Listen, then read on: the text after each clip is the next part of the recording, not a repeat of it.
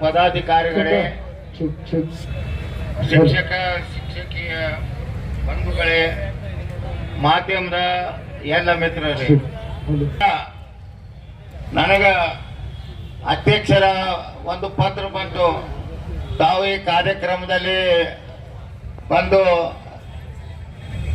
ನಮ್ಮ ಸಮಸ್ಯೆಗಳನ್ನ ಬಗೆಹರಿಸಬೇಕಂತೇಳಿ ವಿನಂತಿ ಮಾಡಿದಾಗ ನಾನು ಈ ಕಾರ್ಯಕ್ರಮಕ್ಕೆ ಬಂದು ನಿನ್ನೆ ನಾನು ಸನ್ಮಾನ್ಯ ಮುಖ್ಯಮಂತ್ರಿಗಳನ್ನ ಮತ್ತು ವಿಶೇಷವಾಗಿ ಶಿಕ್ಷಣ ಸಚಿವರನ್ನ ಬಂಗಾರಪ್ಪನವ್ರನ್ನು ಭೇಟಿಯಾಗಿ ನಿಮ್ಮ ದೈಹಿಕ ಶಿಕ್ಷಕರ ಏನು ಸಮಸ್ಯೆ ಇದ್ದು ಅಲ್ಲ, ವಿಶೇಷವಾಗಿ ದೈಹಿಕ ಶಿಕ್ಷಕರನ್ನು ಸಹ ಶಿಕ್ಷಕರನ್ನು ಪರಿಗಣಿಸಿ ಮುಖ್ಯ ಶಿಕ್ಷಕರ ಮುಂಬಡ್ತಿ ಸೇರಿದಂತೆ ಹಲವು ಶಿಕ್ಷಕರಿಗೆ ಸಿಗುವ ಎಲ್ಲ ಸೌಲಭ್ಯಗಳನ್ನು ದೈಹಿಕ ಶಿಕ್ಷಕರಿಗೆ ಕೊಡಬೇಕು.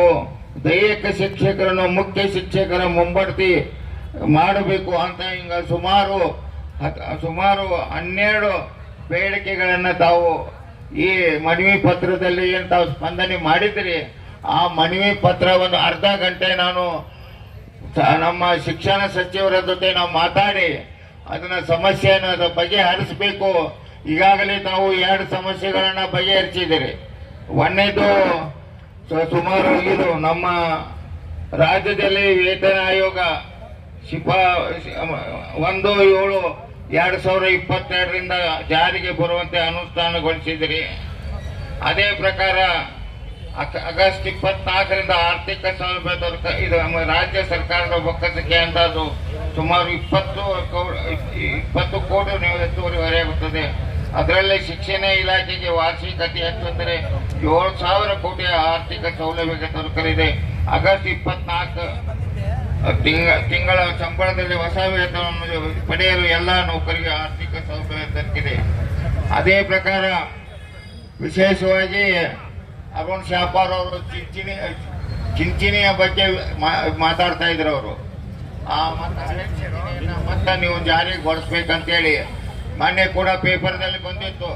ಅದಕ್ಕೆ ಸರ್ಕಾರ 16/8/2024ರಂದು ಒಂದು ಕಮಿಟಿಯನ್ನು ರಚನೆ ಮಾಡಿ ಅದಕ್ಕೆ ಅಂಜುಮ್ ಪರ್ವೇಜ್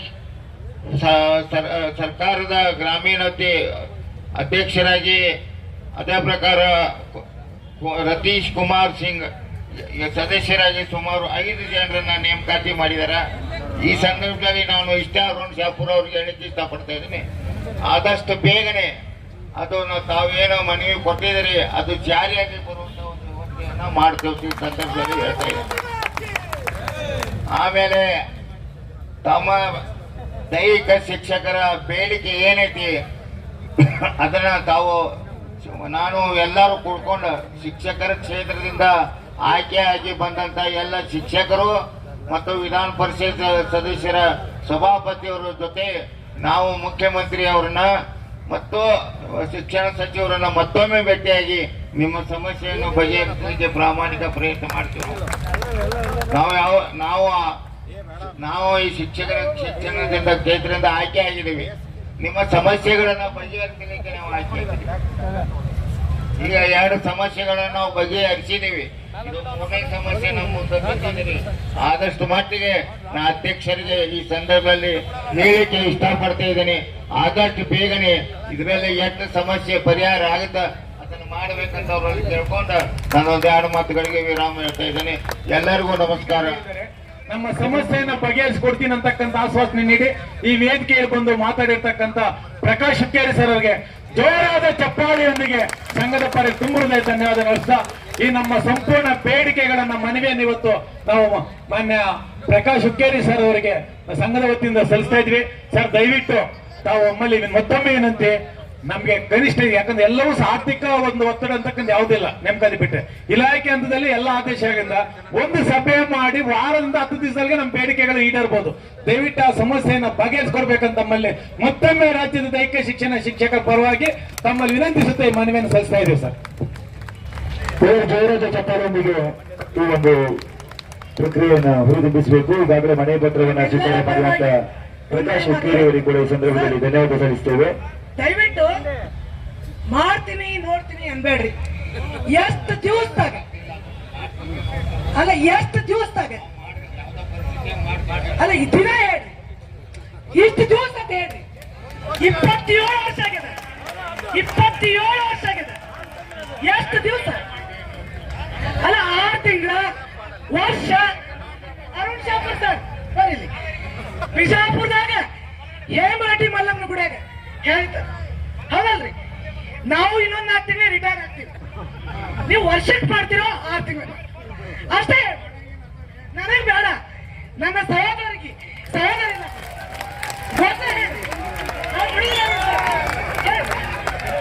ಅರುಣ್ ಶಾಪುರ್ ಸರ್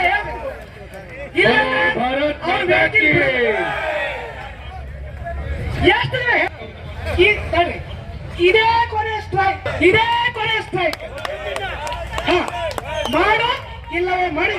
बोलो भारत माता की, बोलो भारत माता की.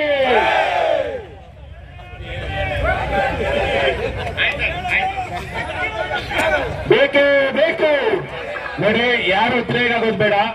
ನಾವೊಂದು ಸ್ಪಷ್ಟ ನಿರ್ಧಾರ ತಗೊಂಡ್ಬಿಟ್ಟಿದೀವಿ. ಬೀದಿ ಗಿಳ್ದಿಲ್ಲ ಇಲ್ಲಿ ತನಕ ನಾನು ಹೇಳಿದ್ದೀನಿ. 17 ವರ್ಷ ಶಾಂತಿಯುತ ಹೋರಾಟ ಮಾಡಿದ್ದೀವಿ, 17 ವರ್ಷ ಬೀದಿಗೆ ಬಂದಿದ್ದೀವಿ. ಈಗ ಇದು ಮುಗಿಯೋ ತನಕ ಬೀದಿ ಬಿಡೋ ಪ್ರಶ್ನೆನೇ ಇಲ್ಲ. ಆದ್ರೆ ನಮ್ ಜೊತೆಲಿ ಬಂದು ಕೈ ಜೋಡಿಸ್ತಾ ಇದ್ದಾರೆ, ಅವ್ರಿಗೆಲ್ಲರೂ ನಮ್ಮ ಪರವಾಗಿ ಧನ್ಯವಾದ ಮಾಡೋಣ.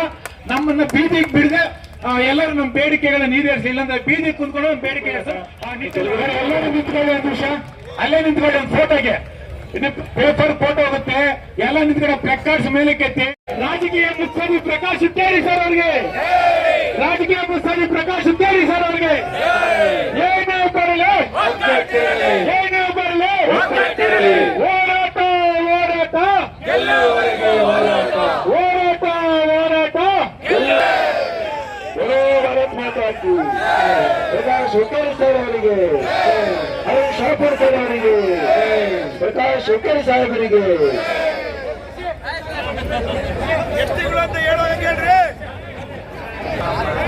ವೇದಿಕೆ ಮುಂಭಾಗದಲ್ಲಿ ಆಸೀನರಾಗಿರುವಂತಹ ಎಲ್ಲ ದೈಹಿಕ ಶಿಕ್ಷಕರು ಆಸೀನರಾಗಬೇಕು ಎಂದು ವಿನಂತಿ ಮಾಡ್ತೇವೆ.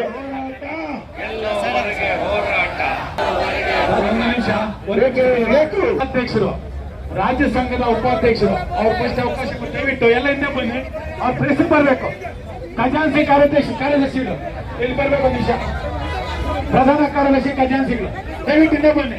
ಎಲ್ಲರಿಗೂ ಅವಕಾಶ ಮಾಡಿಕೊಡಿ, ದಯವಿಟ್ಟು ಬನ್ನಿ ಹಿಂದೆ.